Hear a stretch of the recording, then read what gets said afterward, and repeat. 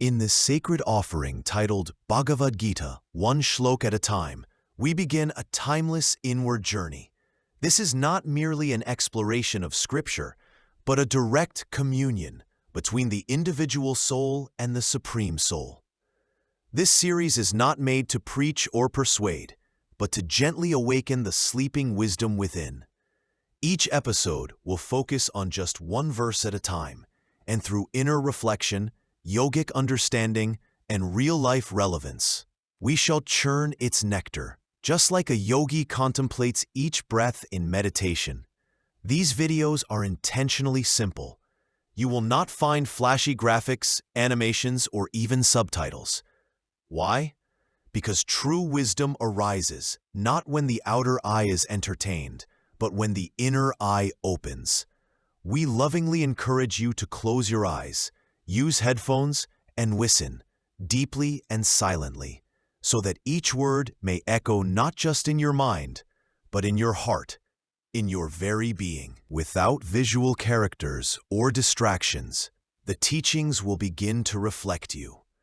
Each verse becomes personal, intimate, no longer just Krishna and Arjuna, but you and your inner guide.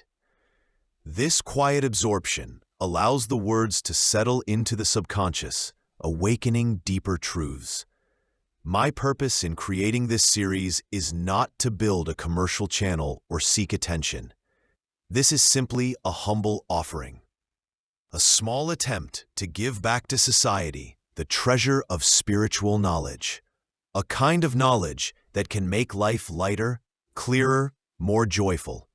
If even one soul feels peace, gains clarity, or finds a step toward truth through these episodes, then this offering has served its purpose.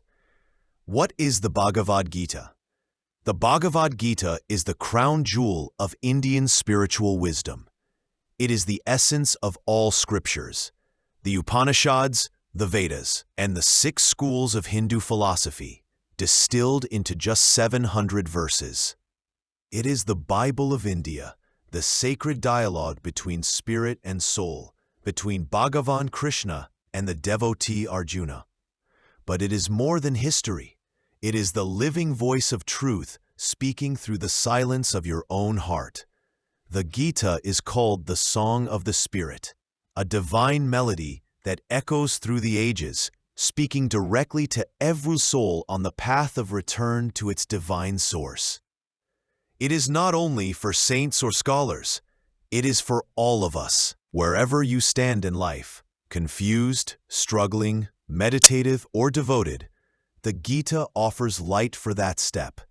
Its wisdom cannot be grasped merely by reading, nor can it be confined to intellect.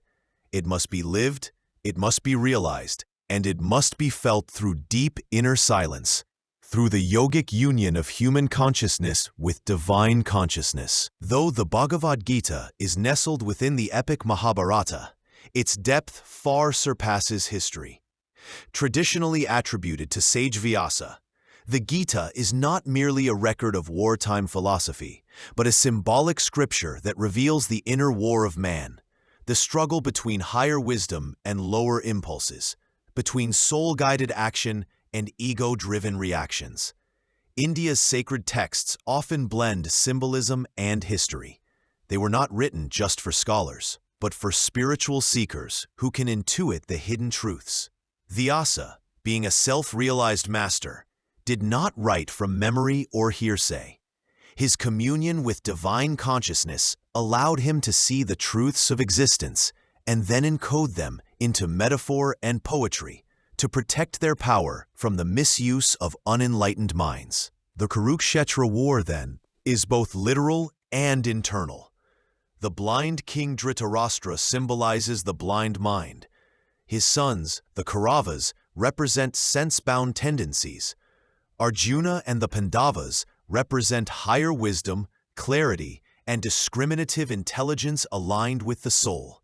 And Krishna, he is not just a charioteer, but the inner guru, the voice of the divine guiding us toward liberation. The Gita speaks to every level of our being, Material, guiding us in how to live with integrity and purpose in this world. Psychological, helping us master the mind, control desires, and overcome inner conflict. Spiritual, leading us to the experience of the soul and ultimately to union with the infinite. Thus, the Gita is not for dry intellectual analysis, but for sincere practice. Its verses are filled with practical steps on how to act without attachment, how to meditate with depth, and how to live in the world without becoming of the world. This is not renunciation of action, but renunciation of attachment. Krishna himself, a king and warrior, lived in the world, yet remained ever established in God. His life is the living example of divine balance. In today's restless and suffering world, where distractions abound and spiritual grounding is rare, the Bhagavad Gita stands like a silent mountain, unchanging, majestic, and timeless. This series is a small stream flowing from that mountain, carrying pure water to thirsty souls.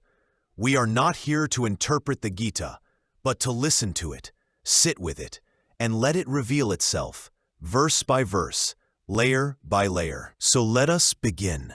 With open hearts, closed eyes, and a still mind, let each shlok become a step toward your inner Krishna, toward your own Arjuna, toward the self that is beyond time. In the next episode, we begin with the very first shlok of the first adhyay. So, stay tuned for this sacred journey to unfold, one verse at a time.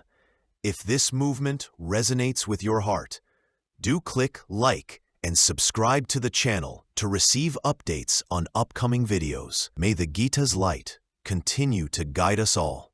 Thank you.